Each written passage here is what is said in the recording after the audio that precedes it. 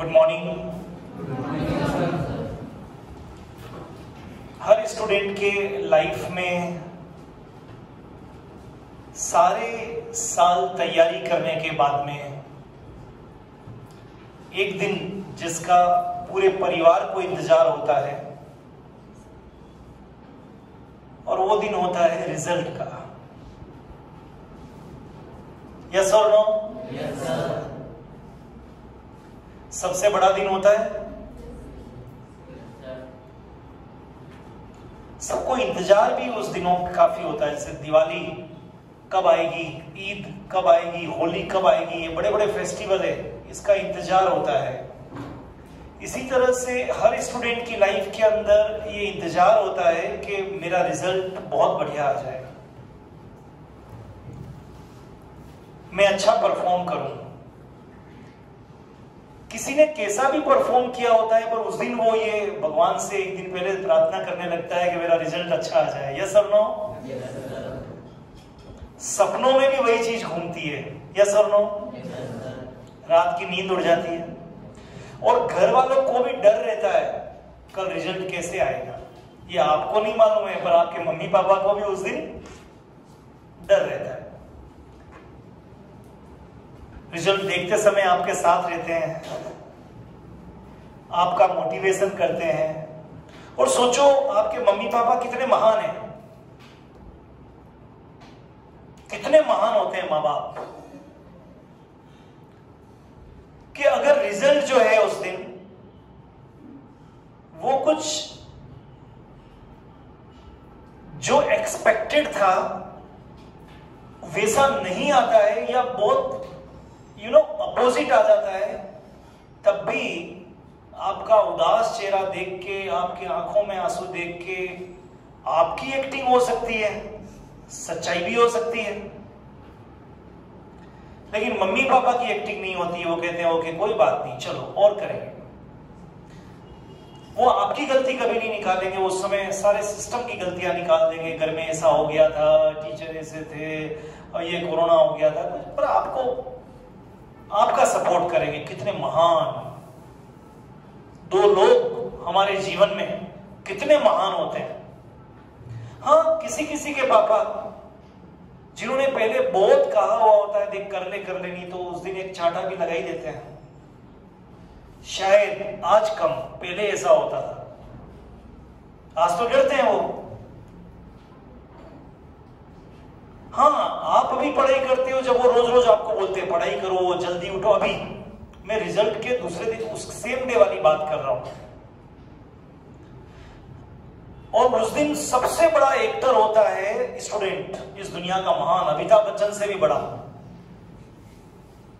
सबसे महान actor.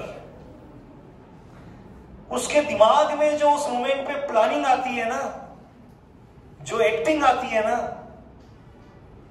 Spontaneous, स्वतः अपने आप आती है।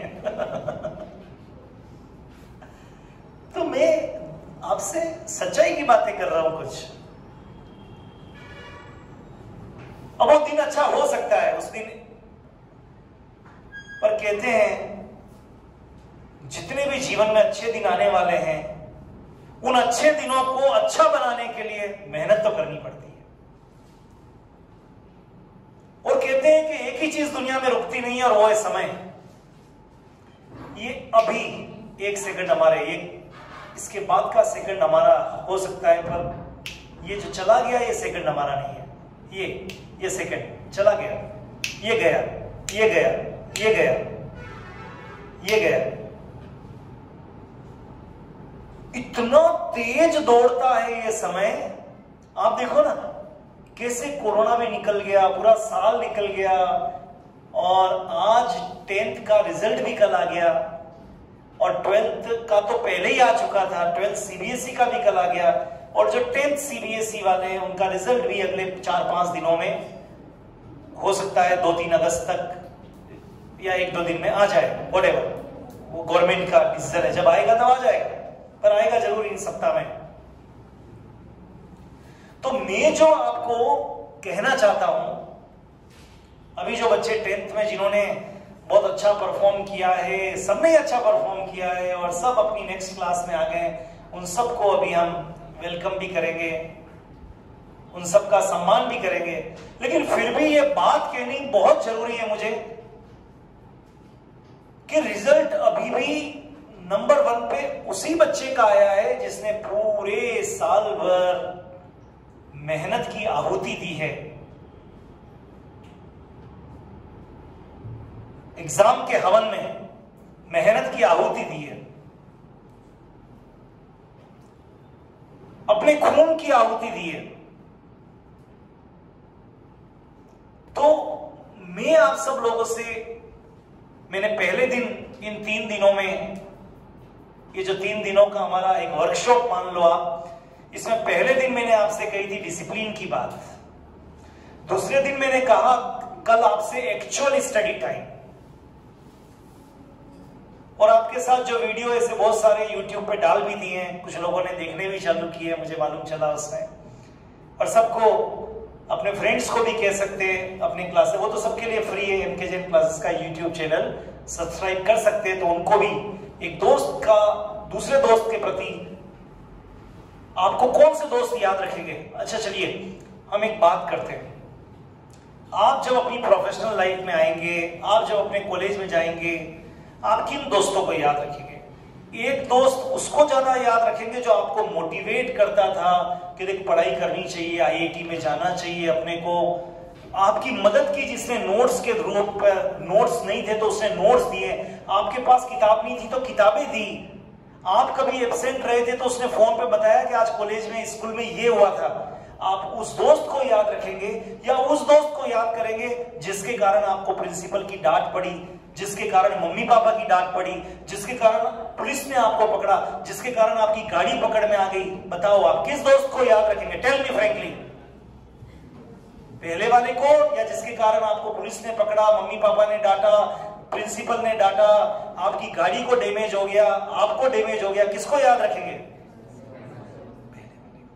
डेफिनेटली दुनिया में जब हम आगे बढ़ते हैं तो हम उन्हीं को हम याद करते हैं जिन्होंने अपने साथ अच्छा था। अभी मैं और NS सर अंदर बैठे हुए थे, तो बहुत पहले हम एक स्ट्रीट में रहते थे, ब्रह्मपुरी जिसको कहते थे, तो हम वहां के लोगों को कुछ याद कर रहे थे, तो आज भी नहीं भूलते हैं। जब भी बैठते हैं तो मैं उन अपने दोस्तों को, उन परिवार वालों को, उन बड़े लोगों को कभी नहीं भूलता हूं। वो इसलिए नहीं भूलता हूं क्योंकि उन्होंने मेरी बहुत मदद की, तो मुझे लगता है कि मेरे जीवन को बनाने में उनका भी कंट्रीब्यूशन है। माँ की तरह, पिता की तरह, बहन की तरह, भाई की तरह, दोस्त की तरह उनका भी कंट्रीब्यूशन है। और उस स्ट्रीट में रहने वाले हर व्यक्ति को याद करता हूं और कोशिश करता हूं साल में 1-2 बार उधर से निकलूं, सबसे नमस्ते करते हुए निकलूं। तो दुनिया में हम जब आगे बढ़ते हैं तो उन्हीं लोगों को याद रखते हैं जो हमारे जीवन में कुछ क्या करते हैं? प्लस करते हैं। क्या करते हैं? प्लस करते हैं। जो हमारे जीवन में माइनस करते हैं। एक दोस्त ने बुरी आदत सिखा दी और उसके कारण डांट पड़ी, उनको हम याद नहीं रखते हैं आगे जाके, क्योंकि वो इसलिए नहीं याद रखते क्योंकि मालूम है कि देखो इसके कारण तब हुआ था। अब भी प्रोफेशनल लाइफ में, तब तो चलो हम बच्चे थे, लेकिन अब अगर प्रोफेशनल लाइफ के अंदर अगर ये स्टूडेंट, मेरा दोस्त मेरे से मिलने आ गया और मेरे बॉस ने या मेरे ऑफिस में या देख लिया तो मेरी इमेज डाउन हो जाएगी, उसको दूर से टाटा ओके बाय बाय कहते हैं। मैं अपनी पूरी कॉलेज लाइफ में से मेरे 1, 2, 3 दोस्तों को कह दो, बाकी किसी को मैंने पीछे मुड़ के नहीं देखा, बिल्कुल नहीं देखा, और उन दोस्तों को तो बिल्कुल मिलना बंद कर दिया जिनके लाइफ में गड़बड़ियां चालू हो गई थी। क्योंकि हम सोसाइटी में रहते हैं तो हम जिसके साथ खड़े रहेंगे वैसा ही हमारी इमेज बनेगी। यस और नो? अच्छा, एक चीज, आप कल उदयपुर के जो 10 बुरे लोग जिनका पेपर में फोटो छपा, उनके साथ मुझे किसी होटल में खाना खाते हुए देख लेंगे, आपको क्या लगेगा? सर भी बुरा काम करते हैं। यस और नो? लेकिन आप अगर उदयपुर में जो लोग टॉप क्लास के, उनके साथ पेपर में कहीं छपता है और मेरा भी फोटो देखते हैं, आप कहेंगे भले मैं कितनी समाज सेवा करता हूं, आई डोंट नो, लेकिन आपको लगेगा ये भी कुछ करते होंगे अच्छे लोगों में। यस और नो? ऐसा ही हमारा जीवन है। तो फूल के साथ, गुलाब के साथ आपने देखा होगा, जब वो आपको एक बुके बना के बनाता है ना, तो गुलाब को बीच बीच में जरूर लगाता है, फूलों को लगाता है, ऐसे नहीं कि हरे पत्ते थमा देता है। कभी देखा आपने बुके देते हो आप किसी को, बीच में गुलाब और दूसरे, क्यों? क्योंकि वो जो हरी हरी पत्तियां है जिसकी कीमत बहुत कम है, कीमत तो गुलाब की होती है, 10 रुपए 20 रुपए की एक स्टिक आती है, वो लगाता, उसी के अकॉर्डिंग कीमत तय करता। वो जो साइड की वो तो फिलर है, हरे जो पत्तियां और कुछ ऐसी लगा देता है, वो तो पैसे नहीं लगते उसके, लेकिन वो गुलाब जो है उसके कारण उनकी कीमत बढ़ जाती है। तो हम जैसे भी हो लाइफ में अच्छे लोगों के साथ रहेंगे तो हमारी कीमत बढ़ जाएगी। हम जहां खड़े होंगे, आप किसी पार्टी में खड़े हैं, आप किन लोगों के साथ खड़े हैं, वैसी सोसाइटी में आपकी इमेज जाती है। आप अपने घर पर किसी पार्टी में डांस कर रहे हैं, आप कौन से गाने पर डांस कर रहे हैं और आप किस सोसाइटी में, किस जगह पर, क्योंकि हर एक का स्कूल में आप कुछ भी कर रहे हैं, वहां कुछ भी कर रहे हैं, लेकिन आपके बारे में वैसा ही लोगों के पास में एक इमेज चाहिए। तो मेरा आज आपसे कहना है, इस रिजल्ट डे पे, आज बड़ा खुशी का मौका है कुछ बच्चों के जीवन में जो 10th से 11th में आए हैं, तो इस मौके पर मैं ये कहना चाहता हूं कि जो अगले साल आपका रिजल्ट आने वाला है, उसकी दिन की परवाह में, उस दिन के लिए इंतजार मत करो, क्योंकि जो हमारा कल बनता है वो आज पे बनता है। जो बड़ा मकान बनता है वो नींव पे बनता है, और नींव पहले भरी जाती है, मकान बाद में बनता है। आपने देखा होगा ना, उदयपुर में अभी बहुत सारे फ्लाईओवर बन रहे हैं, देखा है। पहले क्या बने, गड्ढा खोदा, फिर क्या बनाया, पिलर बनाया, अब क्या बनाए, हाथ बनाए, अब उसके ऊपर क्या होगा, बीम डलेगा। ऐसा नहीं कि पहले बीम डाल दिया फिर बाद में नीचे का काम करेंगे, फिर नीचे गड्ढा खोदेंगे, कुछ भी नहीं होने वाला है। ऐसा ही हमारा जीवन है। हमारा जीवन नींव अच्छी भरो, रोज कुछ काम करो, रोज थोड़ा थोड़ा ऐड करो, थोड़ा ज्यादा नहीं, थोड़ा एक अच्छी चीज रोज रोज और रोज, और थोड़ा सा सोसाइटी और परिवार के बारे में सोचो, थोड़ा सा सोचो, ज्यादा भी नहीं बोल रहा हूं, पर थोड़ा सोचो कि मैं इस जीवन में आया हूं, मेरी रिस्पॉन्सिबिलिटी क्या है, मम्मी के प्रति, पापा के प्रति, दादा के प्रति, दादी के प्रति, अपनी छोटी बहन, अपनी बड़ी बहन, छोटा भाई, बड़ा भाई, ये सोचना चाहिए, क्योंकि we are the member of this society, हम अकेले नहीं हैं।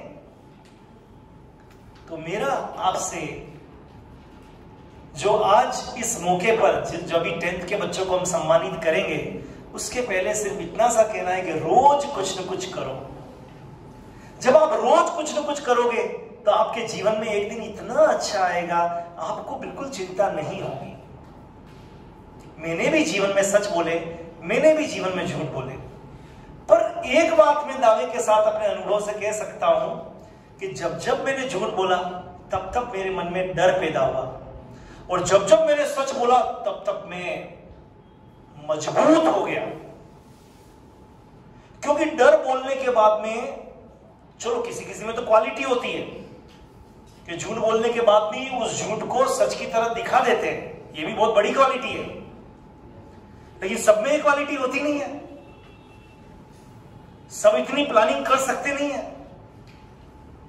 तो हम जैसे सब्जी बनाते समय नमक सबसे कम डालते हैं, यस और नो, मिर्ची सबसे कम डालते हैं, मसाले कम डालते हैं, उसके जो कंटेंट बाकी सब्जियां वगैरह बहुत ज्यादा होती है, भाई राइट और रॉन्ग। उसी तरह से जीवन में थोड़ा बड़ा झूठ चलता रहेगा, उससे ये नहीं कि झूठ बोल दिया तो पापी हो गया, थोड़ा झूठ तो सबके जीवन में होता है, उससे पापी नहीं बनते हैं, लेकिन कम से कम हमारा जो काम है, हमारा जो कर्म है, वो सच्चाई के रास्ते पर अगर हम चलेंगे और रोज कुछ न कुछ ऐड करेंगे तो जीवन में इतना अच्छे दिन आएंगे, इतने अच्छे दिन आएंगे। और यकीन मानो, मैं अंत में जो लाइन कहना चाहता हूं कि सबसे अगर जीवन में सरल काम है जिसके कारण आप दुनिया की बड़ी बड़ी चीजों को पा सकते हो, तो वो पढ़ाई है। इसके बाद की दुनिया में आपको मालूम ही नहीं है आपके पापा जहां काम करते हैं कितनी डांट सुनते हैं, कितना प्रेशर लेते हैं। उनका बॉस अगर प्राइवेट ऑर्गेनाइजेशन में तो क्या क्या काम लेता है, वो घर आके आपको बोल नहीं सकते वो, क्योंकि कैसे बोले, इतने काम होते हैं, इतनी इज्जत और बेइज्जती होती है, लेकिन सबको सहते हुए अपने जीवन को चलाते हैं। तो ये जो लाइफ है इसमें आप किंग हो, ये राजा की लाइफ है। जो स्टूडेंट की लाइफ होती है वो राजा और रानी की लाइफ है, राजकुमारी और राजकुमार की लाइफ है, क्योंकि इसमें आप रेड कारपेट पे हो। सोचो अगर मैं गलत बोल रहा हूं तो अभी एक फोन कर दूं कि हमारे यहां पर हार्दिक बैठा हुआ है, इसको चक्कर आ गया, गीतिका बैठी हुई है, वो गिर गई नीचे, ओहो पापा किसी भी ऑफिस में हो, मम्मी कहीं पर भी हो, गाड़ी लेके अभी यहां, मतलब कैसे उनके हाथ पैर वहां पर ऐसे कांपने लगेंगे और गाड़ी चलेगी, दुनिया को चीरते हुए 180 की स्पीड में यहां पर आएगी। सोचो आप रेड कारपेट पे हो, आप कितने यू आर लकी इनफ। मैं कॉलेज में था, एक बार बीमार पड़ गया, रात को मेरे पिताजी माउंट आबू से, बारिश भयंकर हो रही, और किसी टैक्सी ड्राइवर को लेके उदयपुर आ गए, माउंट आबू से। उस समय आज से 40 साल पहले की बात कर रहा हूं, 45 साल पहले की बात, जब रास्ता इतना सा माउंट आबू से उदयपुर आने का, इतना एक गाड़ी निकल जाए बड़ी चीज, इधर भी जंगल, इधर भी खाई और बीहड़, और रात को 4 बजे बाद शाम को कोई निकलता नहीं उस रास्ते पे, रात को लेके आ गए और बर्फ बारिश। तो वो 2 लोग बड़े महान हैं, बहुत महान हैं। आप जितनी उनकी पूजा करो कम है, और आप अपनी जिम्मेदारी को समझते हुए, जैसा मैंने बताया कि आप डिसिप्लिन को फॉलो करो। पहले दिन वाला लेक्चर यूट्यूब पे देखो, उसको भूल जाते हैं बार बार देखने से। दूसरे दिन 6 घंटे अपने सेल्फ स्टडी के, that is called actual study time. अपना टाइम तो केवल 24 घंटे में से कितना घंटा था? 6। बाकी टाइम पराया था। सो रहे थे शरीर के लिए, खा रहे थे शरीर के लिए, टीवी देख रहे थे दिमाग के लिए। उससे कोई कैरियर नहीं बन रहा था, सोने से भी कैरियर नहीं बन रहा था। खेल रहे थे अपने फिजिकल हेल्थ के लिए, केवल टीचर पढ़ा रहे थे पढ़ने के लिए। लेकिन वो जो 6 घंटे था जिसमें आपने अपने हैंड रिटन नोट्स बनाए, आपने प्रॉब्लम की डायरी बनाई, 72 आवर्स में सॉल्व किया, वो किसके लिए था? कैरियर के लिए था।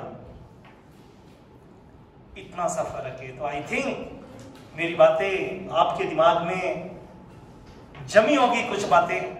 यस और नो? तो बोलो तेजी से, आई डू माई बेस्ट। और क्योंकि यहां पर आपके सामने अभी मैथमेटिक्स और बायोलॉजी के भी सर है, डॉक्टर एनएस जैन सर और पी जैन सर, तो मेरा एनएस सर से सबसे पहले एक प्रश्न है कि आज के दिन ये जो बच्चे, बायोलॉजी वाले बच्चे भी हैं यहाँ पर, क्योंकि अब तो सब 11th में आ गए हैं आपके पास, नीट और नीट की तैयारी कर रहे हैं, तो नीट वाले बच्चों को राइट फ्रॉम क्लास 11th किन चीजों पे बायोलॉजी में फोकस करना चाहिए, जिससे कम से कम वो इस सब्जेक्ट में जो उनका 50% पेपर है, आपको मालूम है बायोलॉजी जिन्होंने लिया है उनके नीट का जब पेपर आएगा तो 50% बायोलॉजी आएगी, 25% केमिस्ट्री और 25, क्योंकि बायोलॉजी के 2 पार्ट होते हैं, बॉटनी एंड जूलॉजी। तो मैं एनएस सर से कहूंगा कि वो उस चीज को बताए कि बायोलॉजी वाले जो बच्चे हैं उनको अभी से क्या करना है जिससे उनको आगे दिक्कत नहीं आए और उनकी बायोलॉजी बहुत